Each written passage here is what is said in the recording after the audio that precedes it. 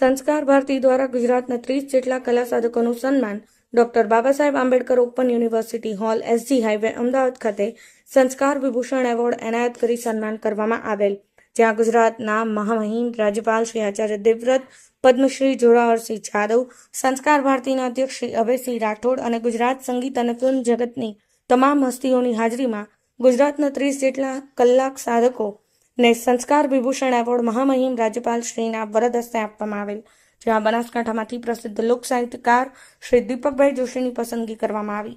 ત્યાં દીપકભાઈ જોશીને સંસ્કાર વિભૂષણ એવોર્ડથી સન્માનિત કરવામાં આવ્યા, જે ખરેખર બનાસકાંઠા અને ઉત્તર ગુજરાત માટે ગૌરવની વાત છે. દીપકભાઈ જોશીએ ઉત્તર ગુજરાતની ધરતીની ગોળમાં ધરાયેલી વિસરાયેલી અનેક વાતો GTPLના માધ્યમથી, લોક ડાયરાના માધ્યમથી લોકો સમક્ષ મૂકવાનો ભગીરથ કાર્ય કરેલ છે. તેમને કલાની યોગ્ય કદર કરવામાં આવી છે. Rajubhai D Patel, Patan news 24.